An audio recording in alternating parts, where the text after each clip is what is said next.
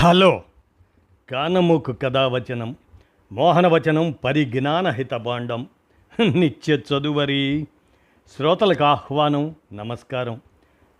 చదవదగునెవరు రాసిన తదుపరి చదివిన వెంటనే మరువక పలువురికి వినిపింపబూనిన అది ఏ పరిజ్ఞాన హితభాండమవుపో మహిళ మోహనవచనమై విరాజిల్లు.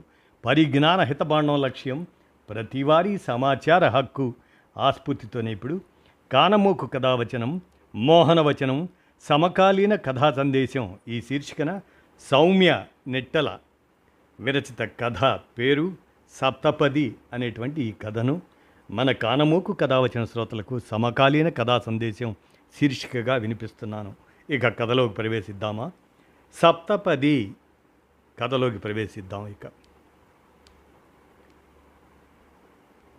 ఇందుకే అమ్మాయిల్ని మా రోజుల్లో చదువుకొని ఉద్యోగాలు చేయనిచ్చేవారు కాదు. ఎంత పొగరు దానికి! ఒంటి మీదకి 30 ఏళ్ళు వచ్చినా ఇంకా అహం అణగలేదు. ప్రేమించా అని వచ్చిన నా బంగారు కొండతో ఇలాగేనా చేసేది? నచ్చకపోతే నచ్చలేదని చెప్పాలి. అంతోటి దాని అందానికి ఇక్కడ ఎవరు దేవదాసులైపోరు. నా పిచ్చి తండ్రి మనసు ఎంత గాయపడిందో పాపం. అయినా ఆ పిల్లని అని ఏం లాభం? నేను చెప్తూనే ఉన్నా ఈ వెర్రి వెధవకి. ఎదురెళ్ళి చెప్పకురా, అలుసైపోతావు. ఎవరో మధ్యవర్తితో వాళ్ళ పెద్దవాళ్లతో మాట్లాడిస్తే సరి అని వింటేగా వీడు. బంగారు కొండ నుంచి వెర్రి వెధవగా క్షణాల్లో డిమోట్ చేయబడిన హర్ష తల్లి పెట్టిన టిఫిను చివాట్లు తింటున్నాడు. ఇంకా ఏదో చెప్పుకుపోతుంది అతని తల్లి విశాలాక్షి. ఆవిడ పేరులో ఉన్న విశాలత్వం మాటల్లో భావాల్లో కనపడదు. మనసైతే ఇరుకు సందే. ఆ సందులో కొడుకు పట్ల హద్దుమీరిన మమకారం తప్ప ఇంకేమీ ఉండదు. హర్ష తండ్రి కుమార్ ఎప్పటిలా శ్రోతపాత్రని బాహుబాగా పోషిస్తున్నాడు. 20లో పెళ్ళయింది ఇద్దరికి. 40 ఏళ్ళు కావస్తున్నాయి వారి దాంపత్యానికి. అంటే పెళ్ళయ్యాక గడిపిన జీవితమే ఎక్కువ. ఆయన స్వతహాగా మౌనంగా ఉండేవాడా లేక భార్య వల్ల అలా అయిపోయాడా తెలీదు. హర్ష కూడా తండ్రిలాగా పైకి మౌనంగానే ఉన్నా మనసు మాత్రం అల్లకల్లోలంగా ఉంది. ఏం తప్పు చేశాడు తను? ప్రపంచంలో అమ్మాయిలు తక్కువైపోయి అబ్బాయిలకు పెళ్లి కావటం కష్టంగా మారటం తన తప్ప? ఉన్న అమ్మాయిలు తను నచ్చలేదని రిజెక్ట్ చేయటం తన తప్ప? అసలు వాళ్ళకి నచ్చనట్టుగా తనని సాధారణ రూపురేఖలతో కన్నది వీళ్ళిద్దరే కదా. మంచి రంగు లేదు, కళగల మొహము కాదు. యవ్వనంలో గాడిదైనా బాగుంటుందంటారు. 35 దగ్గర పడుతున్నాయి. తనకి ఆ సొబగు లేదు. ఏదో గంటకి తగ్గ బొంత దొరక్కపోతుందా అని ఆశపడ్డాడు. అది కూడా తప్ప. ఇంకా ఆశలన్నీ వదిలేసుకున్న తరుణంలో తమ కాలనీలోకి కొత్తగా వచ్చిన దాదాపు తన వయసే ఉన్న శైలజను చూసి ఇష్టపడ్డాడు. అది తప్ప. అన్ని విషయాల్లో లాగానే ఇది కూడా ఇంట్లో చెప్పి అమ్మ వద్దంటున్నా వినకుండా శైలజకి గౌరవంగా మనసులోని మాట చెప్పాడు హర్ష. వీటన్నిటిలో తను చేసిన తప్పేంటి అసలు? ఆ అమ్మాయి కూడా మనసులో మాట అంత ఎమోషనల్గా చెప్తే అంత డ్రైగా బిహేవ్ చేస్తుందా? ఆమె ఇచ్చిన కాగితం ఇంకా అతని చేతిలోనే ఉంది. A4 సైజు కాగితం మీద ఏవో ప్రశ్నలు రాసున్నాయి. తనకి చదివే అవకాశం దొరకలేదు. తిన్నగా ఇంటికి వచ్చేశాడు ఆ పేపర్తో హర్ష. ఏది చూపించు ఆ కాగితం? విసురుగా లాక్కుంది విశాలాక్షి. ప్రేమించా అని చెప్తే క్వశ్చన్ పేపర్ ఇస్తుందా? Question paper. ఈవిడొక రాజకుమారి, ఇదో స్వయంవరం. సిగ్గు లేకపోతే సరి. నాకు అర్థమైందిరా. ఇందుకే దానికి ఇన్నేళ్ళు వచ్చినా పెళ్ళి కాలేదు. ఎవరొప్పుకుంటారు ఈ వెధవ యక్ష ప్రశ్నలకి సమాధానం ఇమ్మంటే? Paper విసిరికొట్టింది Visalakshmi. Kumar reading glasses పెట్టుకొని ఆ పేపర్ చేతిలోకి తీసుకున్నాడు. ఆ పేపర్ ముక్క చదవటానికి అట్టే సమయం పట్టలేదు ఆయనకి. యక్ష ప్రశ్నల్లా లేవే. ఈ మధ్య ఇంటర్నెట్లోనూ వాట్సప్ ఫార్వర్డ్స్లోనూ చూశాను ఇలాంటి మెసేజ్ ఏదో. కాకపోతే ఇంగ్లీష్లో చూశాను. పెళ్ళికి ముందే మాట్లాడుకోవలసిన కొన్ని విషయాల్ని ఇలా తెలుగులో ప్రశ్నలుగా రాసి వాటికి సప్తపది అని పేరు పెట్టింది ఆ అమ్మాయి. విశాలాక్షికి విసుగొచ్చింది. మీరొకరు ప్రతి విషయంలో ప్రొఫెసర్ అనిపించుకుంటూ ఉంటారు. ఏదో డాక్యుమెంటరీలోలాగా, టీవీలో న్యూస్ చదివేవాళ్ళలాగా పేపర్లో ఏముందో చప్పగా చెప్పటం తప్ప. మన అబ్బాయికి ఎంత అవమానమో ఆలోచించరేమి? కొంచెం ఎమోషన్ చూపించరేం? మీరు అలా ఉండబట్టే నేను ఇలా తయారయ్యాను. మీరు సోక్రటీసు, నేను ఆయన గయ్యాళి భార్యను, అంతే కదా. పెళ్ళైన కొత్తలో సరదాగా తన ఫిలాసఫీ టెక్స్ట్ బుక్లో ఉన్నది ఆమెకి చెప్పి ఎంత తప్పు చేశాడో ఈ 40 ఏళ్ళు గుర్తు చేస్తూనే ఉంది విశాలాక్ష్మి. ఇలాంటి మనస్తత్వం అని తెలియక ఆమెతో గ్రీక్ ఫిలాసఫీని షేర్ చేసుకున్న తన అమాయకత్వం గుర్తుంచి చిన్నగా నవ్వుకున్నాడు భర్త కుమార్. దీంతో విశాలాక్షికి కోపం నషాళానికి ఎక్కింది. నీరు తన బాయిలింగ్ పాయింట్ దాటినప్పుడు ఆవిరవుతుంది. విశాలాక్షి కోపం మాత్రం హద్దు దాటినప్పుడు నీరవుతుంది. అది ఆమె ఎర్రబారిన కళ్ళలోంచి ధారాపాతంగా ప్రవహిస్తుంది. ఒక పక్క ఆమె ముక్కులోంచి వచ్చే ఆ ధార తాలూకు ఉపనదిని ఆమె ఎగబీల్చి కొంగుతో కళ్ళు ఒత్తుకోగానే ఇటు పక్క భర్త కుమార్ తన మెల్టింగ్ పాయింట్ని చేరుకుంటాడు. ఘనీభవించిన అతని మేధావి మనసు కరిగి ఆమె దగ్గరికి వెళ్ళి ఆమెను ఓదారుస్తాడు. ఇది హర్ష చిన్నప్పటి నుంచి వాళ్ళ తల్లిదండ్రులు ఇద్దరి మధ్య చూసిన దాంపత్య రసాయన చర్య. మింగుడు పడని విషయాలలో టిఫిన్ కూడా ఒకటవ్వగా అతి కష్టం మీద దాన్ని పూర్తి చేసి ఆఫీసుకు బయలుదేరాడు పుత్రరత్నం హర్ష. ఓ కొరియర్ కంపెనీలో అడ్మినిస్ట్రేషన్ వైపు పనిచేస్తాడు హర్ష. సాఫ్ట్వేర్ అయితే ఈ పాటికి పెళ్ళైపోయి ఉండును అంటుంది విశాలాక్షి. ఆఫీసుకి శైలజ వాళ్ళ ఇంటి ముందు నుంచే వెళ్ళాలి మన హర్ష. అద్దెల కోసం కట్టిన ఓ పాతకాలం నాటి ఇండిపెండెంట్ హౌస్లో కింది పోర్షన్లో ఈ మధ్యనే దిగారు శైలజ వాళ్ళు. వాళ్ళ నాన్నగారిని ఎప్పుడూ చూడలేదు. వాళ్ళ అమ్మగారు మాత్రం కనిపిస్తుంటారు. విశాలాక్షి అప్పటికి నొక్కింది కూడాను. ఈ మధ్య ఎవరైనా బొట్టు పెట్టేసుకుంటున్నారు, మొగుడు ఉన్నాడో పోయాడో తెలియడం లేదు అని.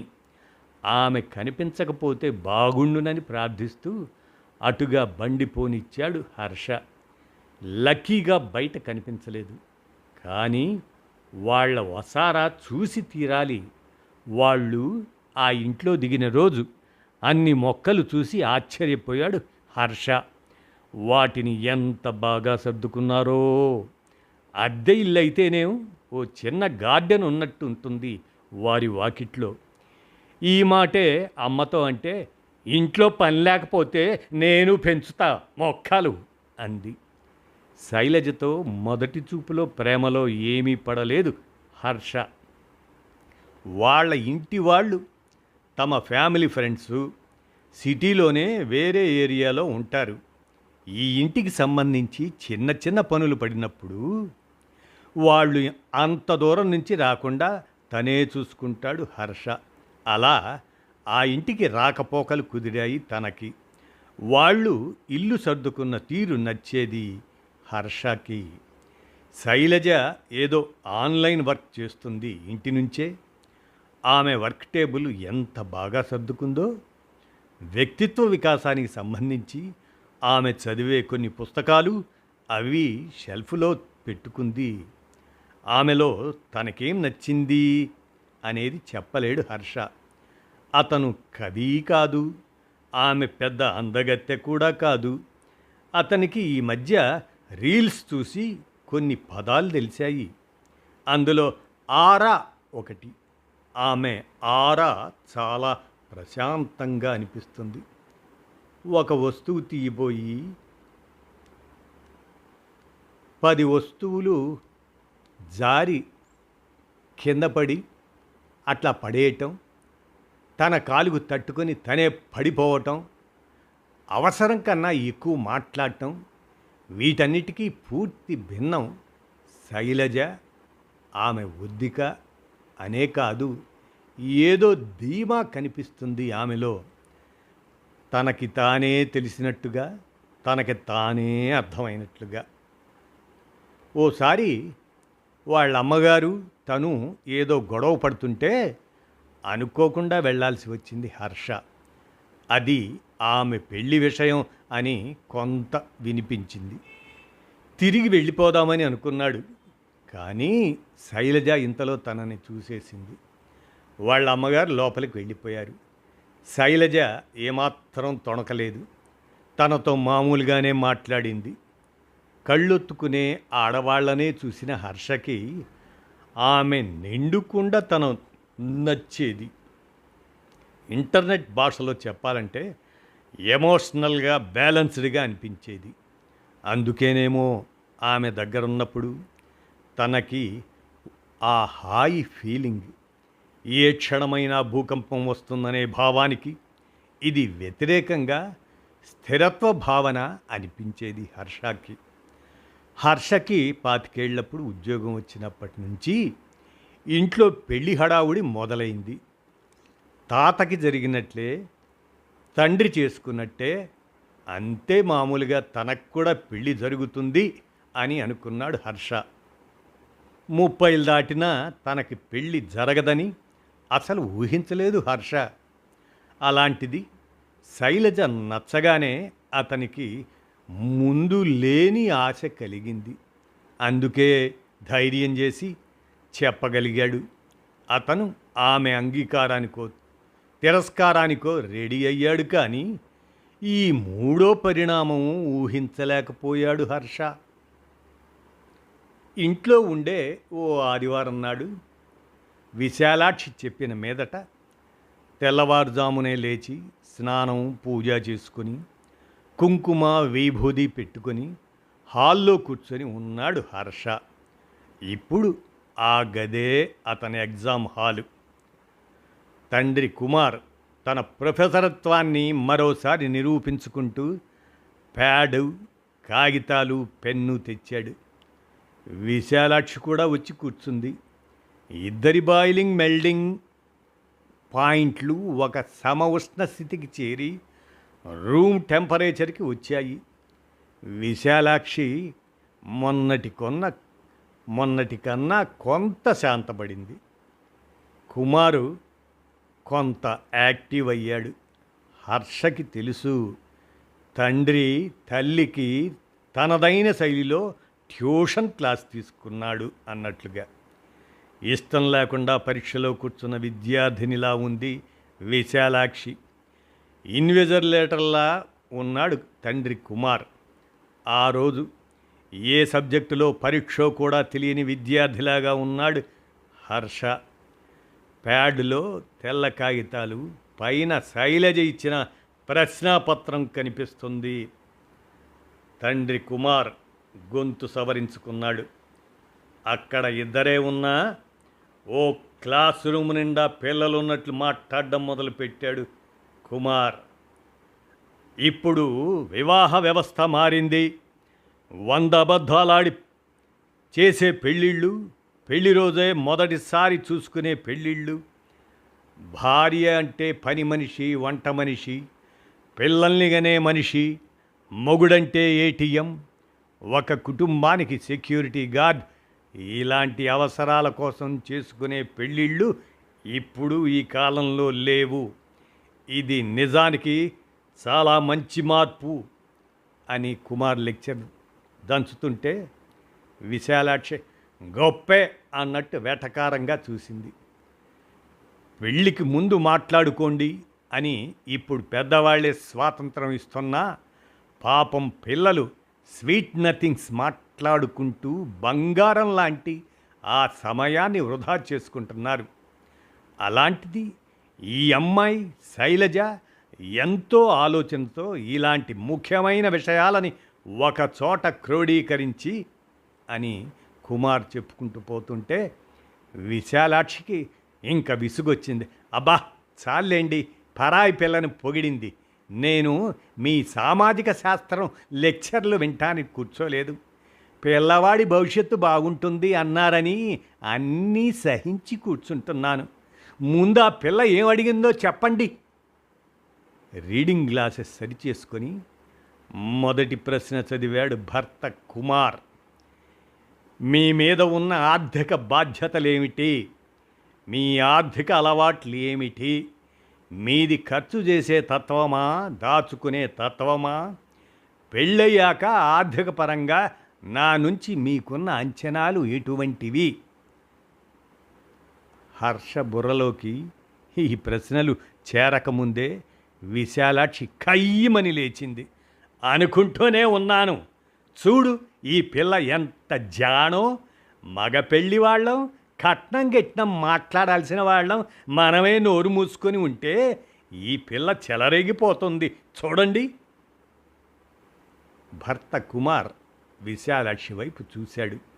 కాలుతున్న పెనం కింద బర్నర్ని సిమ్లో పెట్టినట్టు ఆ సమయానికి మాత్రం పొగలు తగ్గాయి విశాలాక్షిలో.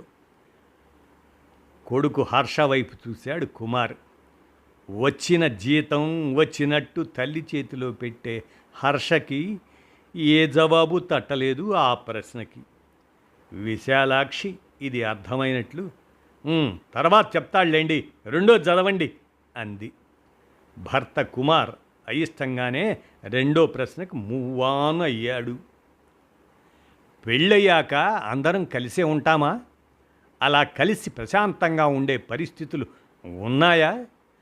దానివల్ల కలిగే సమస్యల్ని ఎలా ఎదుర్కోవాలనుకుంటున్నారు? అది ప్రశ్న.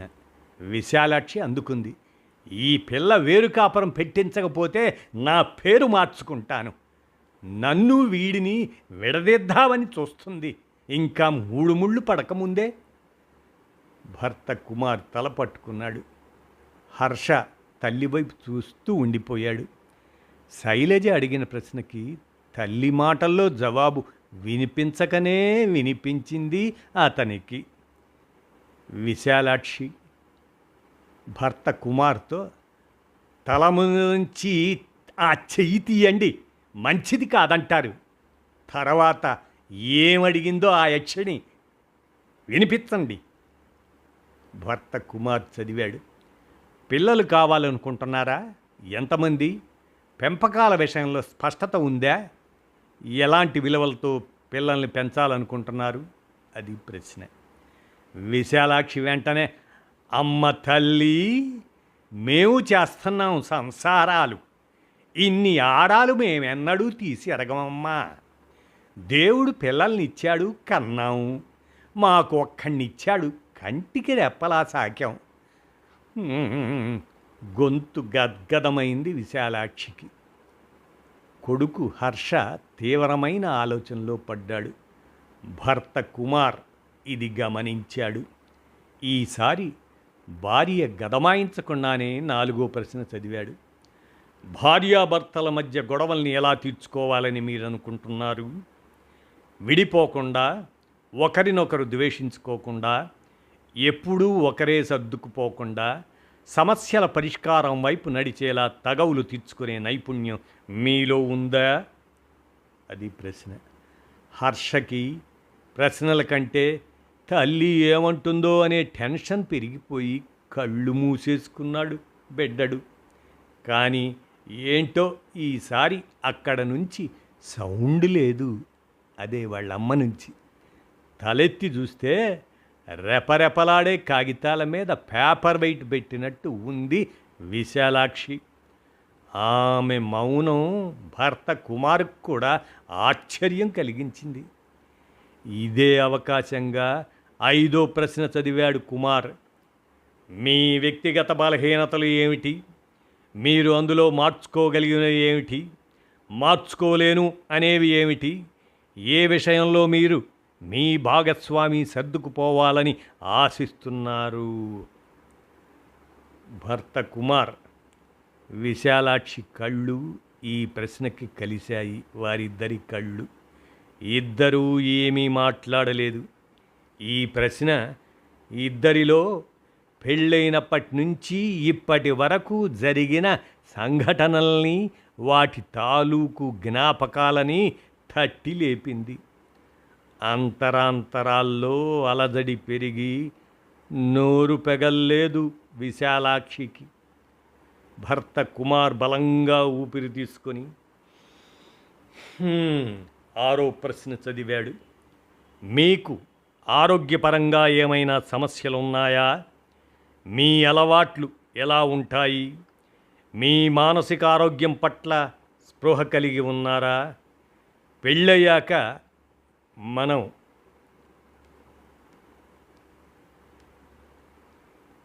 కుమార్ సంకోచించాడు. హర్ష తండ్రి వైపు చూశాడు. విశాలాక్షి కూడా చూస్తుంది. భర్త కుమార్ కొంచెం తటపటాయించి, దంపతుల మధ్య ఇంటిమసీ విషయంలో మీ అభిప్రాయం ఏమిటి? భార్యను కేవలం ఒక సర్వీస్ అందించే వస్తువులాగా చూస్తారా? లేదా ఆమెను కూడా మీ ఈ ఆనందంలో భాగస్వామిని చేస్తారా? ఇక విశాలాక్షి భ్రుకుటి ముడిచింది. ఇబ్బందిగా కదిలింది తన కుర్చీలో. కొడుకు హర్ష తలదించుకున్నాడు. ఆఖరి ప్రశ్న, మీ జీవితోద్దేశం ఏమిటి? మీ కలలు, ఆశయాలు ఏమిటి? మీకు ఆనందాన్నిచ్చేది ఏమిటి? మీ గురించి మీతో ప్రయాణం చేసే భాగస్వామికి ఏమి తెలియాలని మీరు అనుకుంటున్నారు? అది ప్రశ్న.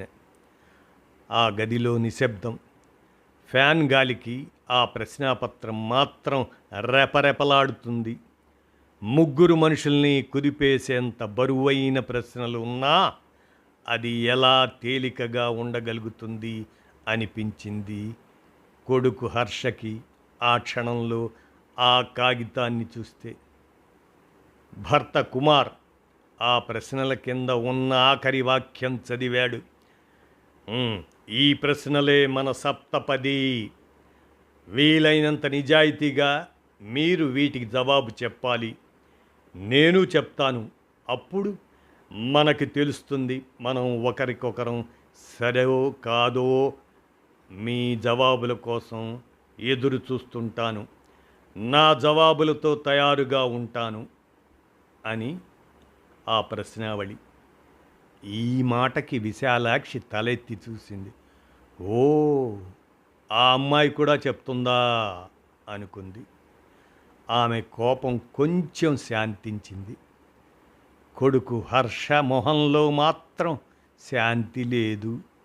పైపెచ్చు అతనిలో ఏదో తుఫాను రేగుతున్న సూచనలు కనిపిస్తున్నాయి.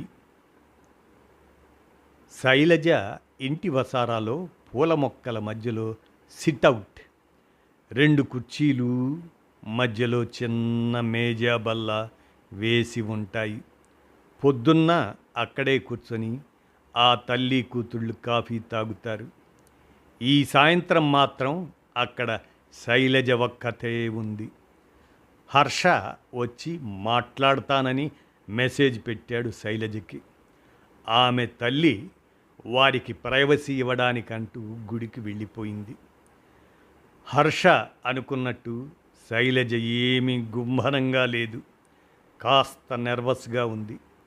సర్దిన టేబుల్ మీద ఉన్న కవర్ని, దాని మీద తన ఆన్సర్ పేపర్ని మళ్ళీ మళ్ళీ సరిచేస్తుంది. హర్షకి తనంటే ఇష్టం అని చెప్పినప్పుడు ఆమెకి ఆశ్చర్యం కలిగింది. అతనితో అప్పటికే కొంత సమయం గడిపింది కాబట్టి అతను మంచివాడని అర్థమైంది. ప్రతి విషయం ఇంట్లో చెప్పే అతని అలవాటుకి నవ్వుకుంది కూడా.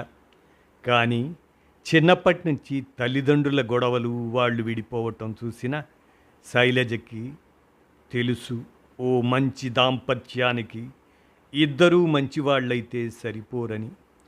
ఆమె ఈ ప్రశ్నాపత్రం ఇచ్చిన మొదటి వ్యక్తి కాదు ఈ హర్ష. కొందరు తను వినాలనుకున్న సమాధానాలు చెప్పారు.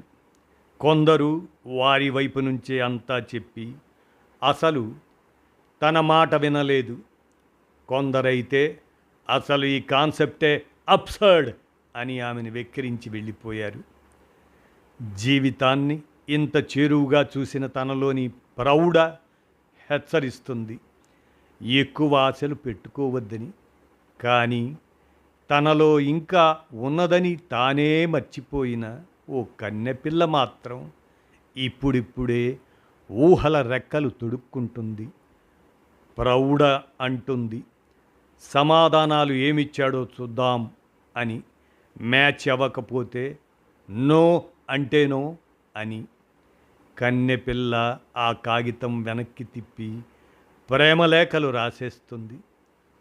ఇంతలోనే వచ్చాడు హర్ష.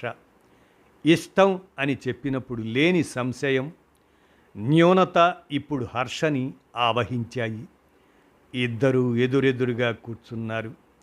శైలజ తన పేపర్ తీసింది. హర్ష వారించాడు, ముందు నేను చెప్పాల్సింది చెప్పేస్తాను, ఓకేనా? శైలజ తల ఊపింది. ఉద్యోగం, వయస్సు ఉంటే చాలు పెళ్లి చేసుకోవడానికి అనుకున్నాను శైలజ. అది నా అజ్ఞానం. నువ్వు అడిగిన ప్రశ్నల వల్ల నిజంగా ప్రేమగా కలిసి ఉండాల్సిన జంటకి ఎంత క్లారిటీ ఉండాలో అర్థమైంది. అలా కాక గుడ్డెద్దు చేలో పడ్డట్టు పెళ్లి చేసుకుంటూ పోతే ఏముంది? మొగుడు పెళ్ళాల వాట్సప్ జోకులు ఫార్వర్డ్ చేసుకోవటం, పిల్లల ముందు కొట్టుకు చచ్చిపోవటం లేదా విడిపోవటం, ఇదే జరుగుతుంది అని అర్థమైంది నాకు అని హర్ష అనగానే శైలజ మొహం వెలిగింది. అతనికి ఆమె ఉద్దేశం అర్థమైనందుకు. హర్ష మాత్రం సీరియస్గానే ఉన్నాడు. నువ్వు పుస్తకాలు బాగా చదువుతావు కాబట్టి నీకు తెలిసే ఉంటుంది. మా నాన్న సోక్రటీస్, మా అమ్మ ఆయన గయ్యాళి భార్య. వీరి మధ్య చిన్నప్పటి నుంచి ఎంత నలిగిపోయానో నాకే తెలుసు. అలాంటిది ఓ కొత్త అమ్మాయి ఈ త్రికోణంలోకి అడుగు పెడితే ఎలా ఉంటుందో నేను ఊహించగలను. నువ్వు రెండో ప్రశ్నలో అడిగినట్టు నాకు ఈ పరిస్థితిని ఎలా చక్కబెట్టాలో తెలియదు. ఆ ఒక్క ప్రశ్నకే కాదు, అందులో చాలా ప్రశ్నలకు నాకు జవాబు తెలియదు. ఓ రహస్యం చెప్పాలంటే, నన్ను రిజెక్ట్ చేసిన అమ్మాయిలంటే ఇన్నాళ్ళు నాకు కొంచెం కోపం ఉండేది. ఇప్పుడు అనిపిస్తుంది మా ఫ్యామిలీ బారిన పడకుండా వాళ్ళు బతికిపోయారని. అంతే మాట్లాడగలిగాడు హర్ష. తన మొహంలో బాధ శైలజకి కనబడనీయకుండా మొహం దించేసుకున్నాడు. అతన్ని అలా చూసి శైలజ మనస్సు విచలితమైపోయింది. ఎంత బాధపడుతున్నాడు హర్ష. తను సున్నితత్వం లేకుండా అలా ఎలా ప్రవర్తించింది? ఇంటర్నెట్లో చూసినవి నిజ జీవితానికి ఆపాదించి తప్పు చేసిందా తను? ఓ మంచి మనిషిని హట్ చేసింది. అసలు ఈ పేపర్లు చింపేస్తే సరి అనుకుంది. అతని చేతి మీద తన చెయ్యి వేద్దాం ఓదార్పుగా అని కూడా అనిపించింది శైలజకి. కానీ ఆమెలోని ప్రౌఢ ఇది పడనివ్వలేదు. మిమ్మల్ని ఇంతలా హత్య చేయటం నా ఉద్దేశం కాదు హర్ష, సారీ. హర్ష తలెత్తి చూశాడు. అదిగో తనకు తెలిసిన మెచ్యూర్డ్ అమ్మాయి అలాగే ఉంది. తన వైపు ఎప్పట్లాగానే చూస్తుంది. ఆమెలో ఏ బాధ లేదు. ఇంకేముంది తేల్చుకోవడానికి? లేచి నుంచున్నాడు వెళ్ళిపోవడానికి హర్ష. ఆమె కూడా లేచింది. అతను వెళ్ళిపోతుంటే అంది ఒక్క మాట. సోక్రటీసు జీవితాన్ని స్త్రీ దృష్టికోణం నుంచి మళ్ళీ సమీక్షించిన కొంతమంది చరిత్రకారులు అతని భార్య గయ్యాళి కాదని, 3 పిల్లల బాధ్యత ఓవైపు, కుటుంబ పోషణ పట్టించుకొని సోక్రటీస్ మరోవైపు అలా నలిగిపోయి ఆమె కఠినురాలైందని ఆధారాలు కనుక్కున్నారు ఈ మధ్యే. అందుకని మీ అమ్మగారిని అపార్థం చేసుకోవద్దు అని నా రిక్వెస్ట్ అన్నది శైలజ. హర్ష ఆశ్చర్యంగా వెనక్కి తిరిగి చూశాడు. ఇందుకే అమ్మాయిల్ని చదివించి ఉద్యోగాలు చేయించాలండి నన్ను అడిగితే. నేను అనుకుంటూనే ఉన్నాను, మా బంగారు కొండకి నచ్చిందంటే ఇత్తడే అవుతుందా ఆ పిల్ల, పుత్తడే అవుతుంది అని విశాలాక్షి అంది. శైలజ ఇంటి వసారాలోని పూదోటలో 3 కుర్చీలు వేసున్నాయి. విశాలాక్షి, శైలజ తల్లి చేతిలో చెయ్యి వేసి మాట్లాడుతుంది మురిపెంగా. శైలజ తల్లి కంట్లో నీళ్లు. విశాలాక్షి ఆవిడ కళ్ళు తుడుస్తూ, మీరింక బాధపడే రోజులు పోయాయండి. మీ ఒక్కగానొక్క కూతురికి మా ఒక్కగానొక్క కొడుకు ఇంటెదురుగానే కాపురం. మీరు ఒంటరిగా ఉండరు. పిల్ల పుట్టిల్లు పక్కనే ఉన్నట్టుంటుంది. ఏమంటారు అన్నది విశాలాక్షి. బయట నుంచి విశాలాక్షి తీయటి మాటలు లోపలున్న హర్ష, శైలజలకి వినిపిస్తున్నాయి. హర్ష శైలజ భుజం తట్టి తన జేబులోంచి ఓ కాగితం తీశాడు. ఆమె తెరచి చూసింది. పూర్తిగా జవాబులు నింపి ఉన్న సప్తపది ప్రశ్నాపత్రం అది. ఆశ్చర్యంగా చూసింది అతని వైపు. హర్ష నవ్వి వెళ్ళిపోబోతుంటే తన చేత్తో ఆపి పక్కనే కూర్చోపెట్టుకొని సమాధానాలు చదవసాగింది శైలజ. ఆమె మొహంలో వెలుగు. ఇదండి సప్తపది అనేటువంటి ఈ కథను సౌమ్య నెట్టల రచించి అందచేయగా, మన కానమూకు కథావచనం మోహనవచనం సమకాలీన కథా సందేశం శీర్షికన ఈ కథను సమకాలీన కథా సందేశంగా కానమూకు కథావచన శ్రోతలకు వినిపించాను. విన్నారుగా. ధన్యవాదాలు.